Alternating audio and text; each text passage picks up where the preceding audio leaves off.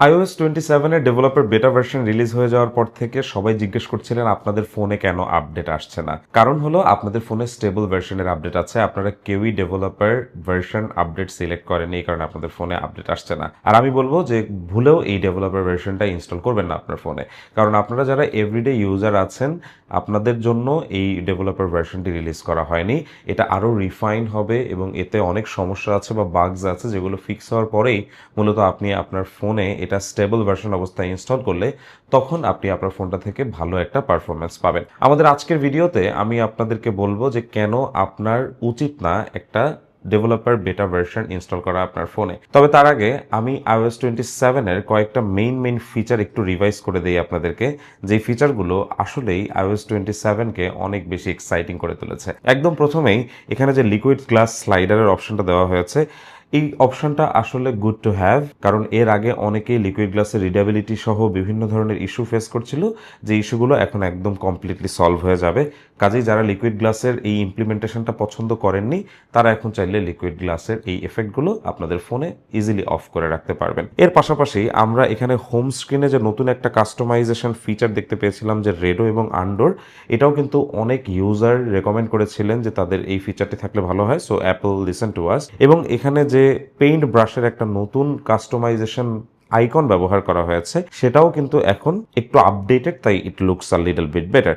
এর পাশাপাশি আপনি যদি আইকনসগুলোকে একটু খেয়াল করেন তাহলে আপনি দেখবেন যে লিকুইড গ্লাসের এলিমেন্টসগুলোকে এবার আগের থেকে আরও বেশি বাড়ানো হয়েছে এবং যা আগের থেকে অনেক স্পষ্ট লাগে দেখতে। পার্টিকুলারলি ম্যাপ অ্যাপ্লিকেশনটা আপনি খেয়াল করলেই বুঝবেন এখানে লিকুইড গ্লাসের কতগুলো লেয়ার এই একটা পার্টিকুলার আইকনের মধ্যে আছে। তবে এটা সবচেয়ে বেশি ভিজিবল হয় যখন আপনি এখান থেকে ক্লিয়ার আইকন প্যাকটি সিলেক্ট করবেন, এবং ক্লিয়ার সিলেক্ট করার পরে আমরা দেখতে পারি যে এই আইকনসগুলো ক্লিয়ার অবস্থায় iOS 26-এ যতটা ভিজিবল ছিল তার থেকে বেশি ভিজিবল লাগে এখন দেখতে, এবং এখানে রিডাবিলিটি আগের থেকে বেড়েছে। সো যারা ক্লিয়ার আইকন প্যাকের একটা ফ্যান ছিলেন, এটা মূলত তাদের জন্য খুবই ভালো একটা আপডেট হয়েছে। এর সাথে সাথে ফটোজ অ্যাপে আমরা টুলস অপশনে আগের ক্লিন আপের সাথে সাথে এবার যেমন এক্সটেন্ড এবং রিফ্রেম অপশনটি পেয়ে যাই, এটাও কিন্তু অনেকের জন্য খুবই এক্সাইটিং একটা ফিচার। যদিও আগে অ্যাপেলের ক্লিন আপটা শুধুমাত্র নামেই ছিল, ভালোভাবে কাজ করতো না, তবে এবার আমি দেখলাম যে অ্যাপেলের ক্লিন আপ iOS 27-এর এই স্টেবল ভার্সন আসার আগেই ডেভেলপার বেটা ভার্সনে খুব ভালোভাবে কাজ করেছে। তার মানে স্টেবল ভার্সন এটা আরও বেটার কাজ করবে। তার সাথে সাথে এই যে নতুন এক্সটেন্ড ফিচার এবং ফটোকে রিফ্রেম করার যে ফিচারটা, এটাও কিন্তু খুব দারুণভাবে কাজ করে এবং প্রত্যেকটা ছবিতেই আমি দেখেছি যে এটা রিয়েলিস্টিক করে ফেলে, যা সত্যিই বেশ ভালো একটা ব্যাপার। এর সাথে সাথে সিরি 2 এর যে নতুন আপডেটটা আছে, এটাও কিন্তু অনেক বেশি এক্সাইটিং লেগেছে এই iOS 27-এর ভার্সনটাতে।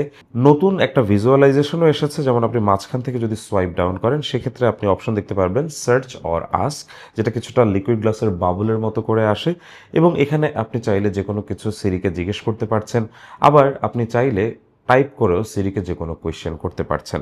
পাশাপাশি আপনি ক্যামেরা অপশনে যদি যান, সেখানে গেলে আপনি আলাদা করে সিরির একটা অপশন পেয়ে যাচ্ছেন, যে সিরির অপশনে গিয়ে আপনি যে কোনো কিছুর ছবি তুলে সিরিকে জিজ্ঞেস করতে পারবেন সেই পার্টিকুলার অবজেক্টের ব্যাপারে।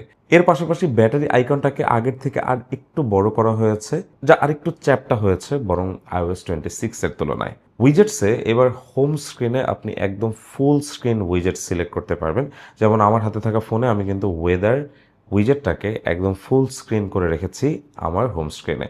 সো এটাও একটা লেটেস্ট আপডেট বলা যায় হোম স্ক্রিনের ফিচারের দিক থেকে। পাশাপাশি আপনারা যারা এয়ারপডস ইউজার আছেন, এয়ারপডস ইউজারদের ফার্মওয়্যার আপডেট করতে পারবেন এবার আপনার ফোন থেকেই। এটা একটা নতুন ফিচার অ্যাড করা হয়েছে, কাজেই এয়ারপডস রিলেটেড বিভিন্ন আপডেট এখন আমরা iOS 27-এর মাধ্যমে আমাদের এয়ারপডসে দিয়ে নিতে পারবো।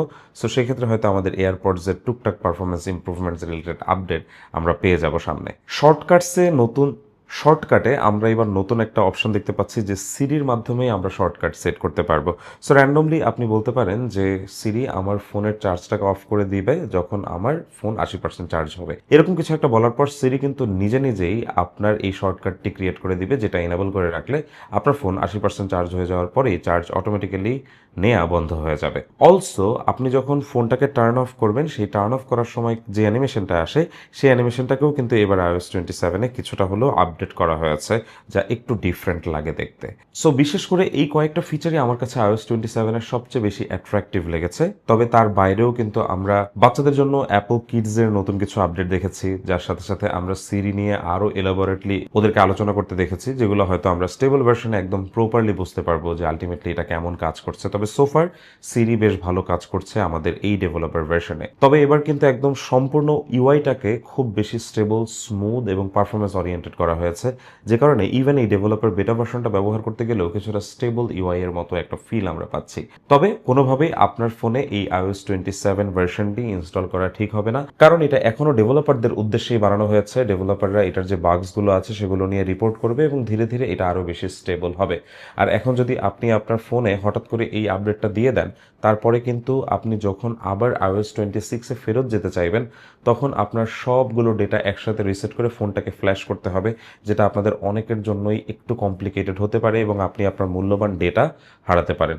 আপনার ফোনে অনেক অ্যাপ্লিকেশনস আছে, ছবি আছে এবং ডকুমেন্টস আছে, যেগুলো আপনার খুব গুরুত্বপূর্ণ জিনিস। কাজেই এভাবে যদি আপডেট দিয়ে ফেলেন, সেক্ষেত্রে পরবর্তীতে কিন্তু আপনাদের ফোন থেকে এই ডেটাগুলো লস হওয়ার একটা পসিবিলিটি আছে। আর অলসো এটা যেহেতু এখনও একটা ডেভেলপার স্টেজে আছে, তাই অনেক থার্ড পার্টি অ্যাপ্লিকেশন প্রপারলি এখানে কাজ নাও করতে পারে। বিশেষ করে যারা টুকটাক গেম খেলেন, গেমারদের একটা বড়সড় প্রবলেম হতে পারে। এমনকি যারা থার্ড পার্টি সফটওয়্যারসগুলো বেশি ব্যবহার করেন, তাদের জন্য কিছুটা প্রবলেম হতে পারে।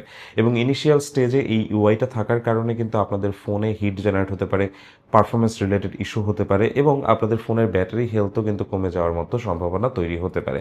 কাজেই এখন ভুলেও iOS 27 আপনি আপনার ফোনে ইনস্টল করবেন না।